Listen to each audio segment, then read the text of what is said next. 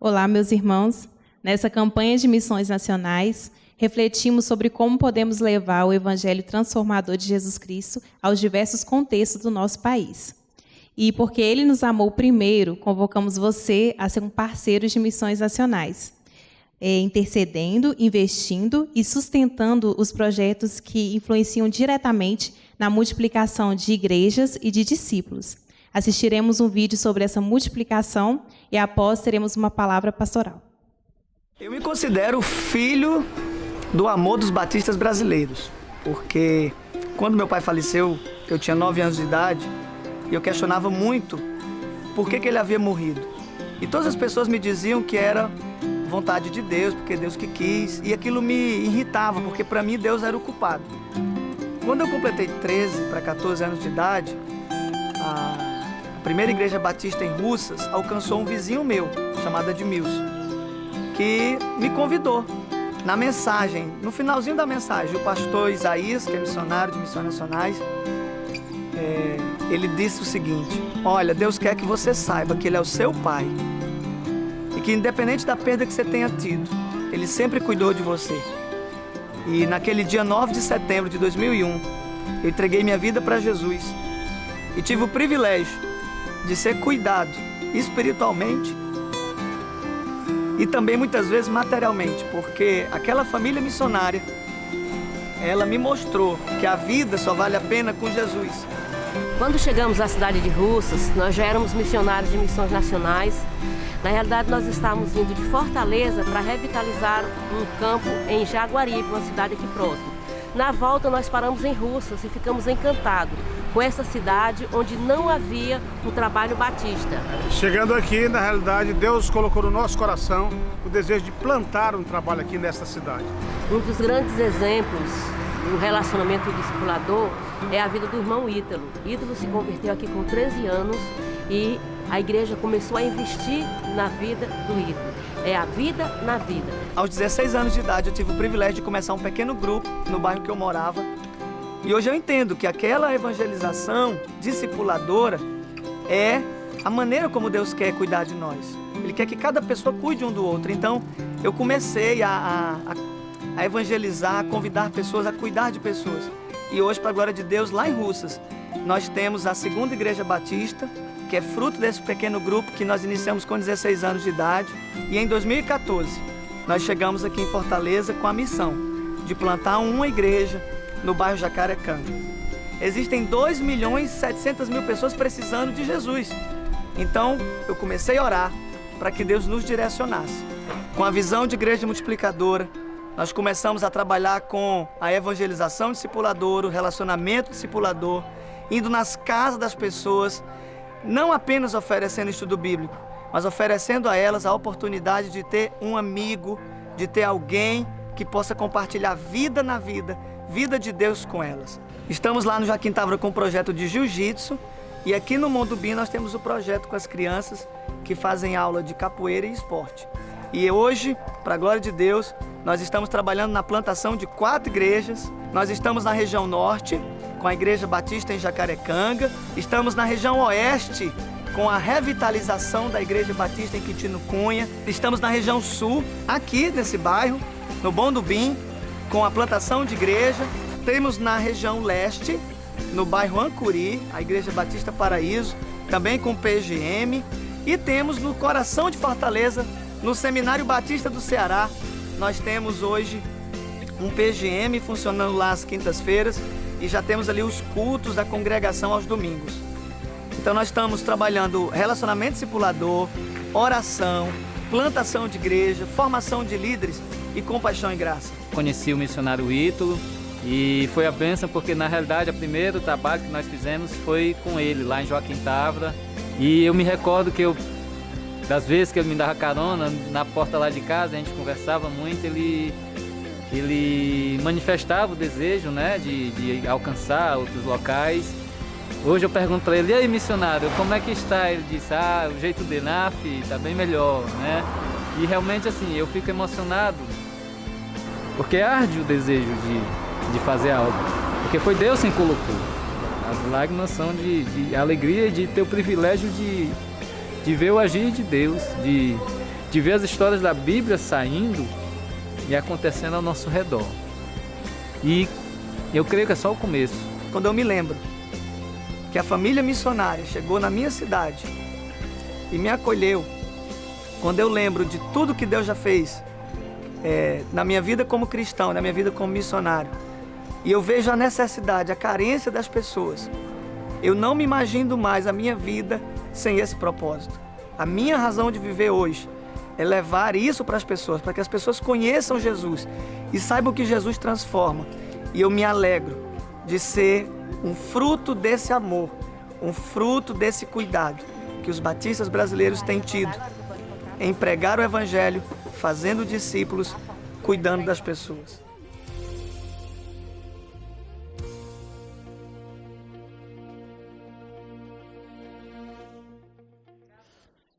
Meus queridos irmãos e irmãs, estamos vivendo ainda um mês de missões nacionais.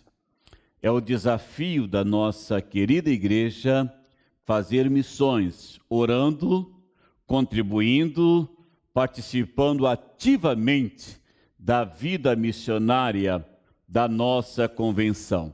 E eu quero ler nesta hora um texto de Lucas capítulo 5, dos versos de 1 ao verso 11, e que diz assim a palavra do Senhor. Aconteceu que, ao apertá-lo a multidão para ouvir a palavra de Deus, estava ele junto ao lago de Genezaré. Viu 2 barcos juntos à praia do lago, mas os pescadores, havendo desembarcado, lavavam as redes.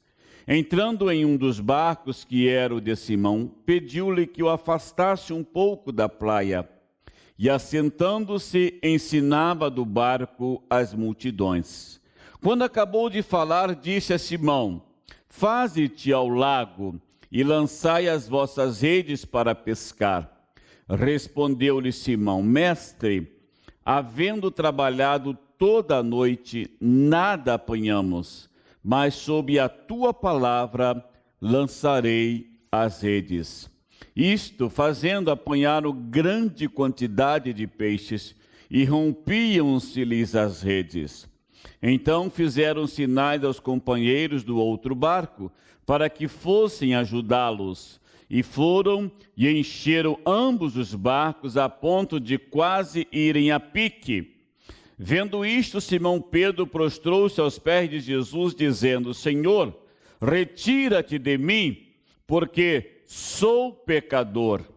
Pois, à vista da pesca que fizeram, a admiração se apoderou dele e de todos os seus companheiros, bem como de Tiago e João, filhos de Zebedeu, que eram seus sócios. Disse Jesus a Simão: Não temas, doravante serás pescador de homens. E arrastando eles os barcos sobre a praia, deixaram tudo e seguiram a Jesus. Neste texto, meus prezados irmãos queridos, nós encontramos aqui 7 aplicações interessantes na condição para o testemunho pessoal. Primeiro, precisamos, para testemunhar de Jesus pessoalmente, termos a aplicação e fidelidade na vida profissional. O verso 2 diz assim: E viu 2 barcos junto à praia do lago, mas os pescadores, havendo desembarcado, lavavam as redes. Isto era cuidado, zelo com a sua ferramenta de trabalho, não é? A aplicação, a fidelidade, o cuidado com os equipamentos, com a vida profissional. Isto repercute, meus amigos, de uma forma muito positiva.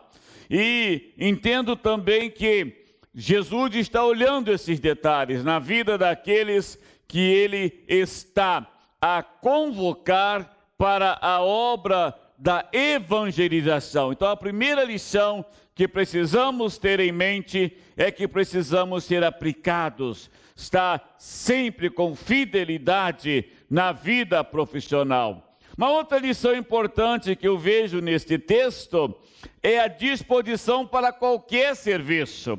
O verso 3 vai dizer para nós: entrando em um dos barcos, que era o de Simão, pediu-lhes que o afastasse um pouco da praia, e assentando-se, ensinava do barco as multidões. Então observe um detalhe interessante: o barco era para pescar, era ferramenta de trabalho, de pescador, eles eram sócios, eles tinham uma companhia de pesca. Mas quando Jesus chegou e pediu emprestado aquela ferramenta de trabalho, eles rapidamente se colocaram à disposição do mestre. Eles não questionaram, eles não argumentaram, eles não duvidaram, eles simplesmente, meus prezados, estavam dispostos a servir, a ser útil. Então, para sermos ganhadores de almas, para testemunharmos de Jesus, precisamos estar dispostos para qualquer serviço. Nós não sabemos em que área Jesus irá nos usar, nós não sabemos aonde, mas uma coisa precisamos fazer: estarmos à disposição do Senhor. Isso me faz lembrar quando Jesus pregava para aquela multidão de 5.000 homens, fora mulheres e crianças, e Jesus disse aos discípulos: olha, não vamos despedir esta multidão, vamos dar-lhe comida para elas. E alguém disse: mas Senhor, nós não temos comida para todo mundo, pode causar uma revolução, alguém pisotear, dar um problema sério. Mas Jesus disse: a missão é de vocês, dai-lhe vós de comer. E alguém disse: olha, aqui tem um garotinho, mas ele está com um lanche de 5 pães e 2 peixinhos. Mas o que é isto para tanta gente? E sabe, aqueles 5 pães e 2 peixinhos alimentaram 5.000 homens, fora mulheres e crianças, e ainda sobraram 12 cestos cheios. O que eu quero mostrar para você: o lanche era do garotinho, é verdade, mas ele colocou à disposição para abençoar. Ele colocou o seu lanche à disposição de Jesus. O que Jesus espera de nós, na verdade, meus amigos, é disposição para servir, estarmos prontos para o serviço do Senhor. Uma outra lição interessante aqui: obediência à ordem do mestre. Os versos 4 e 5 vai dizer isto para nós. Quando acabou de falar, disse a Simão: faze-te ao lago e lançai as vossas redes para pescar. Respondeu-lhe Simão: mestre, havendo trabalhado toda a noite, nada apanhamos, mas sob a tua palavra lançarei as redes. Meus prezados, isto aqui é obediência. Pensem em vocês, Pedro havia trabalhado a noite toda com a sua equipe, naturalmente eles estavam cansados, não é? Da noite de trabalho, eles já tinham guardado seus equipamentos, lavado as redes, tudo prontinho. O desejo deles era irem para casa descansar naquela manhã, mas teve uma ordem de Jesus, e a ordem foi: volte lá, lancem a rede, e eles prontamente obedeceram, sem questionar a ordem de Jesus. Pedro disse: olha, trabalhamos a noite toda, nada apanhamos, mas sob a tua palavra lançarei as redes. Você está pronto a obedecer no serviço do mestre? Está pronto a colocar a sua vida a serviço de Deus, obedecer sem questionar, não é? Eu louvo a Deus pela vida dos mais de 920 missionários que nós temos espalhados pelo Brasil. Homens e mulheres que, sem reservas, obedeceram à ordem do mestre e estão fazendo missões nacionais. Sim, meus prezados, esta deve ser a mola que nos impulsiona a nos envolvermos com a obra missionária. Mas uma outra lição importante na obra de missões: fé firmado na palavra, Pedro disse no verso 5, olha, trabalhamos a noite toda, nada apanhamos, mas sob a tua palavra lançarei as redes. Meus prezados irmãos queridos, o que nos motiva a fazer missões é a certeza da palavra de Deus. Precisamos crer no que Deus promete, não é verdade? Precisamos confiar na palavra. Por exemplo, Jesus disse, eis que estou convosco todos os dias. Então precisamos crer nesta palavra, precisamos acreditar que Jesus estará conosco na obra missionária. Meus prezados, nós não estamos sozinhos nesta empreitada missionária, meus prezados. Jesus está conosco. Em quinto lugar, a cooperação fiel com os companheiros. Vejam, o verso 7 diz para nós, então fizeram sinais aos companheiros do outro barco para que fossem ajudá-los. E foram e encheram ambos os barcos a ponto de quase irem a pique. Parceria no trabalho do Senhor.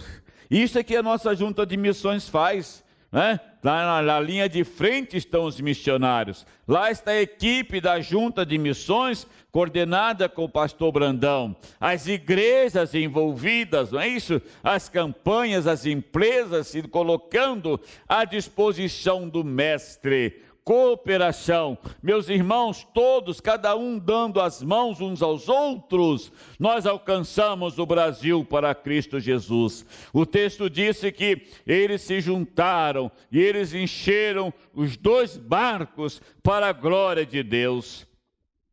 Mas uma coisa que eu aprendo nesse texto é conhecer a si próprio.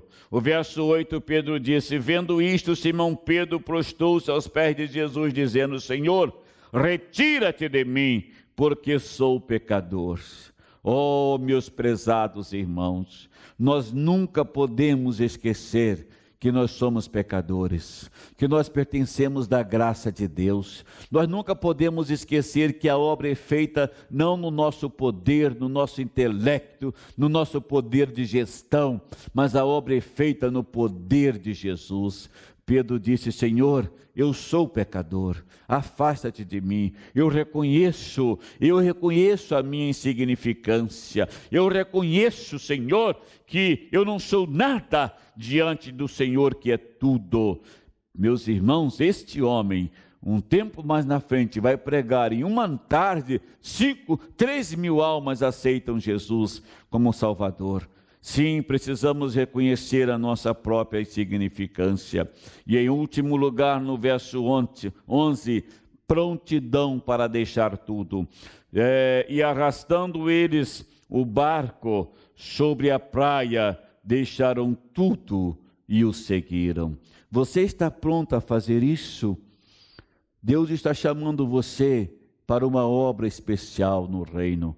Deus está chamando você talvez para ser um pastor, um missionário, um ministro de música, um educador religioso. Deus está chamando você para o ministério diaconal. Você está pronto, meus prezados, a abrir mão para servir ao Senhor. Pedro e os seus companheiros fizeram isto. Eles deixaram tudo para servir a Jesus. Que nesta hora você possa refletir sobre isso. Missões te chama. Sim, precisamos ganhar o Brasil para Cristo Jesus. Eu e você temos a solução. Vamos dar as mãos, vamos orar, vamos contribuir, vamos nos envolver com a obra multiplicadora. Vamos ganhar o Brasil para Cristo Jesus. Vamos orar. Deus, louvado seja o teu nome nesta hora. Pai, dirijo-me ao Senhor em oração e quero te pedir, ó Deus, que abençoe o nosso Brasil, o Brasil Batista, ó Deus, as igrejas que têm se envolvido com a obra de missões nacionais. Eu oro, Senhor Deus, especialmente pela Igreja Batista e Memorial de Belo Horizonte, que tem feito esforço, tem se dedicado, tem se empenhado nesta obra missionária, ó Deus. Abençoe a nossa equipe de missões, o alvo desafiador da nossa igreja. Oh Deus, que possamos, a exemplo desses homens que largaram tudo para servir ao Senhor, que possamos abrir mão, Senhor Deus, para fazer a vontade do Senhor na nossa vida, na nossa casa. Cuida de nós, porque oramos em nome de Jesus. Amém. Que Deus abençoe você, meu querido, que Deus abençoe a sua família. Receba o abraço da Igreja Batista Memorial de Belo Horizonte, o carinho de toda a igreja, e as nossas portas estão abertas para você todo domingo às 10 horas da manhã. Que Deus o abençoe. Se você não puder estar conosco, nos acompanhe na rede social, siga aí os nossos canais, você estará então acompanhando toda a programação da igreja. Que Deus o abençoe em nome de Jesus.